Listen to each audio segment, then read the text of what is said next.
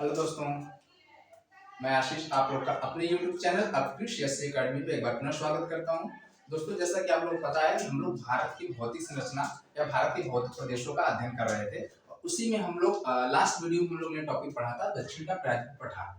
अब दक्षिण के प्रायद्वीप पठार को भी हमने पूरा पढ़ा नहीं था, हमने आपको सिर्फ एक ओवरव्यू के रूप में उसका जितने क्वेश्चन बन सकते थे या फिर जो भी उसका परिचय था एक तरीके से, वो मैंने आपको बहुत अच्छे से दिया था। ठीक है, और उस परिचय से भी बहुत सारे क्वेश्चन बन के निकले थे और क्वेश्चन में आए हुए हैं, ये आप लोगों ने देखा था। मैंने बनाया था इसको, उसके बाद आप लोगों ने देखा होगा कि मैंने दक्षिण के प्रायद्वीप पठार को मैंने इसको क्रमबद्ध विभाजन किया। मैंने कल विभाजन भी लास्ट वीडियो में मैंने विभाजन भी आपको दो तरीके से बताया था।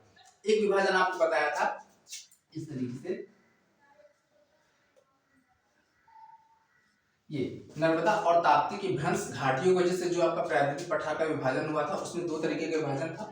एक मतलब आपका मालवा का पठार और नीचे दक्कन का पठार। ये सिंपल विभाजन माना जाता है, सामान्य विभाजन। लेकिन मैंने आपको उसके आगे एक क्रमबद्ध विभाजन करके बताया था, जो विभाजन आपको यहाँ पर लिखा हुआ दिख रहा होगा, है ना। उसमें क्या था विभाजन, क्रमबद्ध विभाजन। अरावली पर्वत ये सब आपके प्रायद्वीप पठारी भाग का ही हिस्सा है, तो उसको मैंने अलग अलग कर लिया था। तो जैसे इसमें क्या था आपका अरावली पर्वत, मध्यवर्ती उच्च भूमि, दक्कन का पठार, पूर्वी पठार, पूर्वी घाट पर्वत और पश्चिमी घाट पर्वत। कल जब मैंने विभाजन किया था इसको लास्ट वीडियो में तो उसमें मैंने इनको भी फर्दर इसको डिवाइड किया था। लेकिन हम लोग अभी जब बारी बारी से, चूंकि आज का आप देख रहे हैं, आज हम लोग उठाए हैं इस टॉपिक से अरावली पर्वत श्रेणी, और ये मैं छोटे छोटे वीडियो के माध्यम से ही सारे इसके खंडों को डिटेल में पढ़ा दूंगा और आपको पता भी नहीं चलेगा। मतलब छोटे वीडियो में आपको देखने में आसानी भी होगी और आपसे सीख भी लेंगे और आपको कोई भी क्वेश्चन एग्जाम से रिलेटेड इससे बाहर नहीं जाने वाला है। ये आप ध्यान रखिए कि मैंने एक मैप बनाया था, वो ध्यान होगा अरावली था, फिर यहाँ पर आपका मालवा का पठार, फिर बुंदेलखंड, बघेलखंड, नीचे दक्कन का पठार, तेलंगाना का पठार, मैसूर का पठार, फिर इधर ये शिलांग का पठार, यहाँ छोटा नागपुर। शिलांग पठार आपका प्रायद्वीप पठार का ही विस्तारित रूप है ना। और ये बीच में जो गैप दिखता है यही है राजमहल गारो गैप, क्योंकि यहाँ की जो लैंड थी, यहाँ की जो भूमि थी, वो भ्रंश होकर वहां पर सबडक्ट हो गई थी, वहां पर धस गई थी। तो यहाँ पर एक गैप बन गया था, जिसको बाद में अवसादों से भर दिया गया। उसी का नाम हम लोग बोलते हैं राजमहल गारो गैप या फिर मालदा गैप।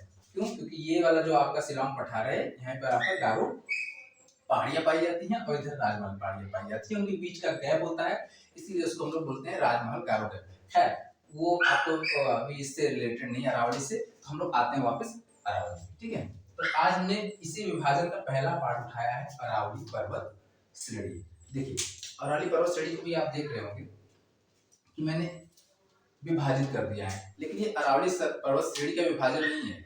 ये अरावली पर्वत श्रेणी से संबंधित आप कह सकते हैं कीवर्ड्स हैं, जिनके माध्यम से आपको सिर्फ इतना, आपको अगर लर्न है तो आप इसका विस्तार कर लीजिए, इसके बारे में जितनी जानकारी होगी बड़े आराम से आपके टिप पे हो जाएगी ना। जैसे देखिए, अरावली पर्वत श्रेणी संबंधित सबसे पहले क्या मैंने बना दिया है, अरावली पर्वत श्रेणी किस प्रकार का, अरावली किस प्रकार का पर्वत है, फिर निर्माण काल क्या है, विस्तार किन किन राज्यों में है, सर्वाधिक विस्तार किस राज्य में है, जल विभाजक, अरावली को एक जल विभाजक रूप में जाना जाता है, तो क्यों जाना जाता है उसको भी हम लोग देखेंगे। यहाँ पर सर्वोच्च चोटी कौन सी है, और जैन मंदिरों का एक समूह पाया जाता है आपकी अरावली पर ही, उसके बारे में जानेंगे। और आप देखेंगे कि इससे ही संबंधित आपके सारे क्वेश्चन आते हैं जो कि अरावली से संबंधित होते हैं। ठीक है, ठीक है। तो हम लोग यहाँ पर स्टार्ट करते हैं, देखते हैं अरावली के बारे में। सबसे पहले देखिए, मैंने लिखा है अवशिष्ट वलित मोड़ पर्वत ना, वलित को हम लोग मोड़दार पर्वत भी बोलते हैं।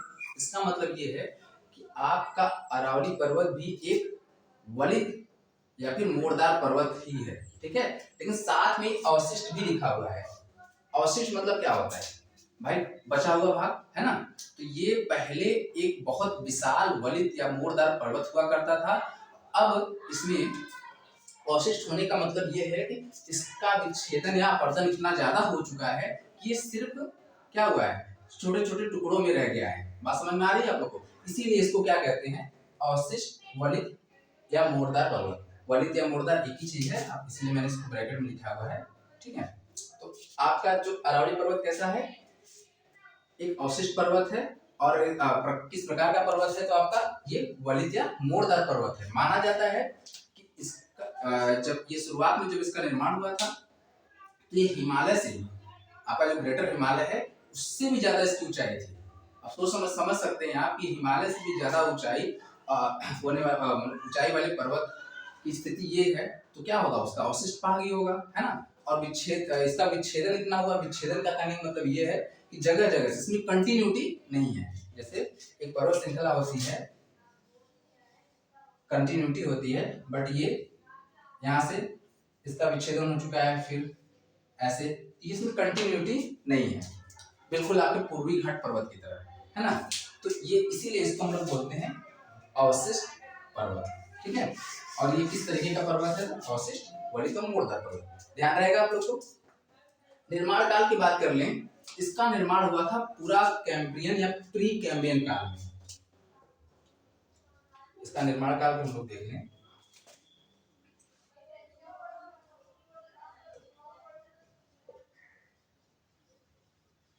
प्री कैम्ब्रियन, इसको हम लोग क्या बोलते हैं हिंदी में,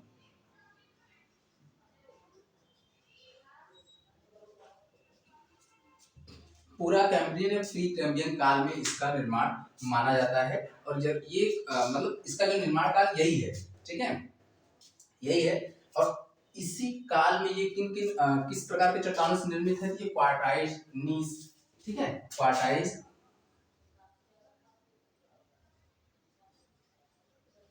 क्वार्टाइज, नीस जैसे चट्टानों से इसका निर्माण हुआ है। ध्यान रहेगा आप लोग को कि ये एक अवशिष्ट वलित पर्वत है। इसका निर्माण काल क्या था, प्री कैम्ब्रियन या पूरा कैम्ब्रियन काल, और ये क्वार्टाइज, नीस प्रकार के चट्टानों से इसका निर्माण हुआ है। ओके, अब इसका देखिए विस्तार देख लेते हैं। तो विस्तार ये क्या है इसका, ये अभी मैंने आपको पहले बताया है कि इसका जो शुरुआती अवस्था थी ये बहुत ऊंचा था और काफी विस्तारित था। विस्तार इसका ऐसा था कि माना जाता है कि हिमालय से लेकर लक्षद्वीप तक, और ये जो लक्षद्वीप का जो आपको दिखता है, जो द्वीप दिखते हैं, तो माना जाता है कि अरावली का ही विस्तारित रूप है। लेकिन हम लोग अभी जो विस्तार देखेंगे वो इसमें मतलब मौजूदा समय में देखेंगे। तो अब समझ में आ रहा होगा आपको, मौजूदा समय में इसका विस्तार माना जाता है गुजरात से लेके गुजरात, राजस्थान, हरियाणा, दिल्ली, लगभग 4 राज्यों में इसका विस्तार माना जाता है। अभी हाल के मौजूदा समय में। उसमें भी सर्वाधिक विस्तार किसमें है, आपका राजस्थान में। सर्वाधिक विस्तार किसमें है, तो राजस्थान में। ध्यान रहेगा आपको, 4 राज्यों में, और गुजरात में कहां से, गुजरात के पालनपुर से दिल्ली तक, गुजरात के पालनपुर से दिल्ली तक इसका विस्तार माना जाता है। और सर्वाधिक विस्तार इसका कहाँ है, तो सर्वाधिक विस्तार राजस्थान में, ठीक है। ध्यान रहेगा, सर्वाधिक विस्तार आपको ध्यान रखना चाहिए। सर्वाधिक विस्तार कहाँ है, राजस्थान में, गुजरात के पालनपुर से दिल्ली में। और दिल्ली में इसको किस नाम से जाना जाता है, दिल्ली में इसको दिल्ली रिज के नाम से जाना जाता है। दिल्ली में इसको किस नाम से जाना जाता है,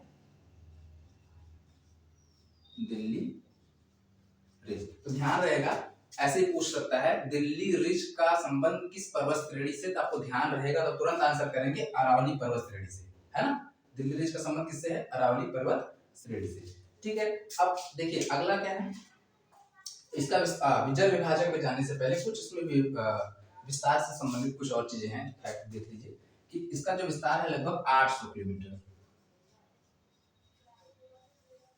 800 किलोमीटर तक माना जाता है, गुजरात से दिल्ली तक। आपको अलग अलग किताबों में आपको कहीं कहीं 800 तो कहीं कहीं आपको 1100 या फिर 1000 किलोमीटर भी दिखेगा। तो इसीलिए आपको एक इंटरवल में अगर आपको लर्न करना हो तो आप कर सकते हैं कि 800 से 1100 किलोमीटर, लेकिन मैक्सिमम किताबों में आपको क्या मिलेगा, 800 किलोमीटर तक इसका विस्तार माना जाता है, ठीक है। सर्वाधिक विस्तार के साथ ही में आप राजस्थान याद रहेगा, तो राजस्थान का सर्वाधिक विस्तार है, इसलिए एक और है, आप जान लीजिए कि राजस्थान में इसको अलग अलग पहाड़ियों में, अलग अलग जगह पे अलग अलग नाम से भी जाना जाता है। जैसे आपका नाम क्या हो गया, राजस्थान में जरगा,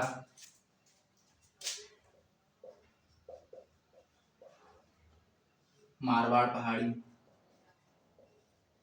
जरगा पहाड़ियां, ठीक है।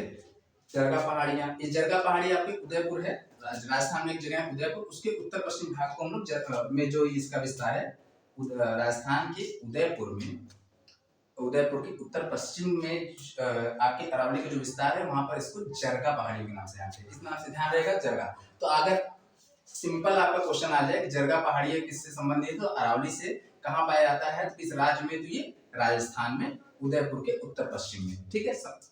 मारवाड़ पहाड़ियों के नाम से भी इसको जाना जाता है। ठीक है, ये मारवाड़ पहाड़ी कहाँ जाता है राजस्थान में, वहां पर टोलागढ़ नाम का एक जगह है, वहां पर इसको मारवाड़ पहाड़ी के नाम से जानते हैं। इसी तरह से अलवर में अलवर में इसको हर्षनाथ पहाड़ी के नाम से जाना जाता है। अलवर में किस नाम से जाना जाता है, हर्षनाथ। ये अलवर के पास। ठीक है, राजस्थान के अलवर में आपके अरावली पर्वत को हर्षनाथ की पहाड़ियों के नाम से भी जाना जाता है। तो ये देखिए राजस्थान में इसका सर्वाधिक विस्तार है, इसलिए मैंने कुछ अलग अलग पहाड़ियों के नाम जो अरावली का ही है मैंने आपको बता दिया। ध्यान रखिएगा क्योंकि कभी कभी देखिए इसमें सबसे इंपॉर्टेंट मुझे जरगा लग रहा है, तो जरगा आपको ध्यान रखना चाहिए। ठीक है, ठीक। अब जल विभाजन देखिए, ये आपको अरावली दिख रहा है, यही है अरावली, इस तरीके से इसका विस्तार है। इसका डायरेक्शन जो विस्तार का जो इसकी दिशा है बिल्कुल इसी दिशा में है ना। ये क्या है इसका, ये ठीक है, उत्तर पूर्व से दक्षिण पश्चिम तक इसका विस्तार है। समझ गए आपको। ये जल विभाजक कैसे है, जल विभाजक आप समझिए। देखिए जल विभाजक, इसको दो तरीकों से हम इसको जल विभाजक, अरावली को जल विभाजक दो कारणों से हम लोग बोलेंगे। पहला कि इसके पश्चिम भाग, ये आपका पूर्व भाग हो गया, इसका पश्चिम भाग हो गया, इसके पश्चिम में दो नदियों का उद्गम होता है पश्चिम भाग से, लूनी और, मैं मुख्य नदियों की बात कर रहा हूँ, ध्यान रखिएगा। ठीक है, और जल विभाजक किस लिए कहा जाता है, क्योंकि कोई ऐसा मैंने आपको पढ़ाया होगा, पढ़ाया था, ध्यान होगा आपको, कोई पहाड़ी है, ऐसे लंबी श्रृंखला पहाड़ी की है, उसकी एक तरफ से नदियों का भी उद्गम हो, दूसरी तरफ से भी नदियों का उद्गम हो, तो हम लोग इसको क्या बोलते हैं, इस पहाड़ी को जल विभाजक। जैसे विंध्यन हो गया है ना, और बहुत सारी हैं। तो इसी तरीके से आप अरावली को भी क्या समझेंगे, जल विभाजक। लूनी और माही बहुत मुख्य नदियां हैं, याद रखिएगा, लूनी माही। इसके पश्चिम भाग से लूनी और माही, इसके पूर्व भाग से बनास, पूर्व भाग से इसके बनास नदी का उद्गम होता है। आप समझ रहे होंगे कि ये इसके इस भाग से उसके उस भाग से भी दोनों तरफ से नदियों का उद्गम हो रहा है, तो ये ऑटोमेटिक इसको क्या हम बोलेंगे, जल विभाजक। एक तो कारण ये हो गया इसके जल विभाजक होने की, ध्यान रहेगा। दूसरा कारण एक और है, समझिए आप इसको, कि जो आपका दक्षिण पश्चिम मानसून होता है, दक्षिण पश्चिम मानसून मतलब जो आपका अरब सागर की जो इस शाखा से जो यहाँ भारत में प्रवेश करती है, हम लोग जो मानसून पढ़ेंगे तो बहुत अच्छे समझ लीजिए। अभी बस समझ लीजिए कि ये शाखा जो मानसून की शाखा है, यहाँ से जो प्रवेश करती है वो इधर जाके घूमती है, तो इधर तो कुछ वर्षा करा देती है, लेकिन इधर वाला क्षेत्र, जो इधर वाला क्षेत्र हो गया, वो क्या हो जाता है, वृष्टि छाया प्रदेश। क्या हो जाता है, वृष्टि छाया प्रदेश। यहाँ पर कुछ वर्षा यहाँ तो हो जाती है, अरावली पर्वत के कारण इसके पैरल होती है, लेकिन कुछ कुछ जो इधर से जाती है, हालांकि ये माना जाता है कि इसके पैरल निकल जाती है, लेकिन कुछ चीजें जो इधर यही घूम के जब यहाँ से, चूंकि इधर हिमालय भी है, हिमालय से टकरा के जब अरावली पर्वत के पास पहुंचती है, तो थोड़ी बहुत यहाँ पर वर्षा हो जाती है, बस इस साइड बिल्कुल वर्षा नहीं होती है, इसलिए इसको वृष्टि छाया प्रदेश कहते हैं। और यहाँ पर थोड़ी बहुत वर्षा होती है, इसको हम लोग रोही प्रदेश बोलते हैं। ठीक है, राजस्थान का ये वाला प्रदेश को रोही प्रदेश बोलते हैं। ध्यान रखिए, इसमें कंफ्यूज मत होइएगा कि मैं ये बता रहा हूँ कि ये दक्षिण पश्चिम मानसून के कारण अरावली उनको रोकता है, वहां वर्षा होता नहीं, मैं ये कह नहीं रहा हूँ। मैं ये कह रहा हूँ यही मानसून आपका जो आगे जाता है इधर से, ठीक है, ये शाखा जब आगे बढ़ता है तो हिमालय, चूंकि आप जानते हैं ऊपर हिमालय का विस्तार है, हिमालय से टकरा के जब घूम के यहाँ पहुंचता है तो थोड़ा बहुत वर्षा यहाँ पर होता है, बस यही कहना है मतलब है। ठीक है, तो इसलिए इसको क्या बोलेंगे हम लोग, जल विभाजक। जल विभाजक समझ में आ गया, क्यों, एक तो नदियों के कारण और दूसरा थोड़े बहुत मानसून के कारण। ठीक, सर्वोच्च चोटी, देखिए सर्वोच्च चोटी की बात करेंगे तो ध्यान रहेगा यहाँ पर गुरु शिखर। क्या है आपका?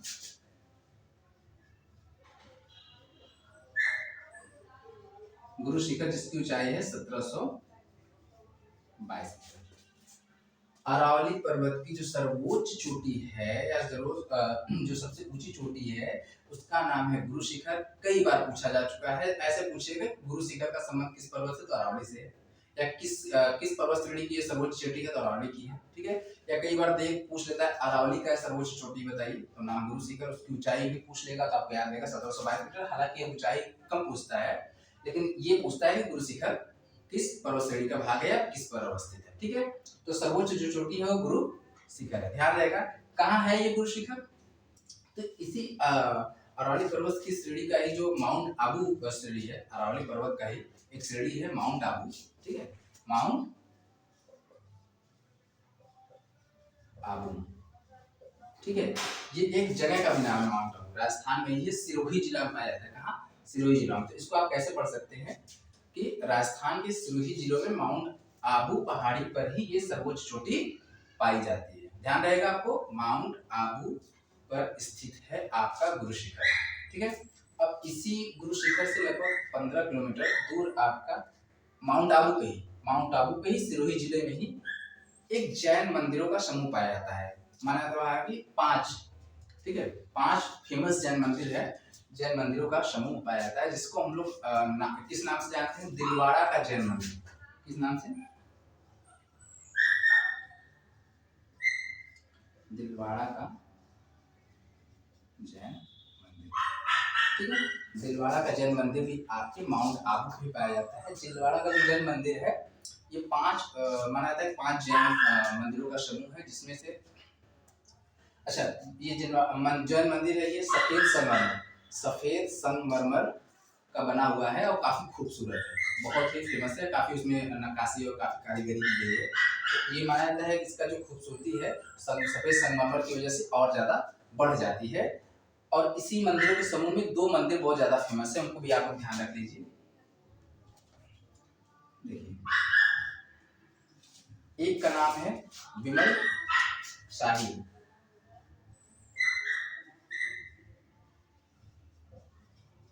और दूसरे का नाम है लूनी वसई। इन्हीं मंदिरों के समूह में 2 मंदिर बड़े फेमस है, विमल शाही और लूनी वसई। विमल शाही को जो है उसको विमल शाह ने बनवाया था और लूनी वसई भी इसी का है। देखिए विमल शाही जो है आपके ये प्रथम तीर्थंकर जो थे आदिनाथ, ठीक है, आदिनाथ कहा जाता है प्रथम तीर्थंकर। इनका संबंध विमल शाही जो मंदिर है संबंध आदिनाथ से है, ध्यान रखिएगा, आदिनाथ से है। और लूनी वसई का संबंध जो है वो आपके नेमिनाथ से है। लूनी वसई का संबंध किससे है? आपके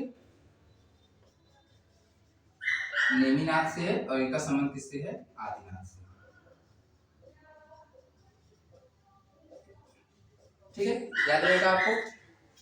जैन मंदिर जो आपके माउंट आबू पाया जाता है 5 मंदिरों के समूह में, जो मुख्य 2 फेमस मंदिर है वो आपका एक विमल वसई मंदिर है, दूसरा लूनी वसई। विमल शाही और लूनी वसई। विमल शाही का संबंध आपके आदिनाथ तीर्थंकर से है और लूनी वसई का संबंध आपके नेमिनाथ से है। यह इसी मंदिरों के समूह में महावीर स्वामी का भी मंदिर है, लेकिन वो उतना इम्पोर्टेंट इसलिए नहीं है क्योंकि नाम पे ही वो मंदिर है, लेकिन ये इम्पोर्टेंट इसलिए है विमल शाही का संबंध किस तीर्थंकर से पूछा जा सकता है। कहाँ पर है ये तो आपको पता होगा, मतलब बता दिया मैंने। लूनी वसई मंदिर का संबंध किससे है? नेमिनाथ से। ठीक है, किसने बनवाया था ये नहीं पूछेगा, लेकिन संबंध किससे ही जरूर पूछेगा, इसलिए इसको आपको ध्यान रखिएगा। इस तरीके से आपका अरावली पर्वत से संबंधित जितने महत्वपूर्ण चीजें थी वो मैंने आपको डिस्कस कर दिया। बहुत ज्यादा वीडियो को खींचना नहीं है, इसको देखने के लिए आप लोग को बहुत बहुत धन्यवाद। कृपया अपना सपोर्ट बनाए रखें। इसी तरीके से हम लोग इन सबों को ऐसे ही छोटे छोटे वीडियो में कवर करेंगे। Thank you very much.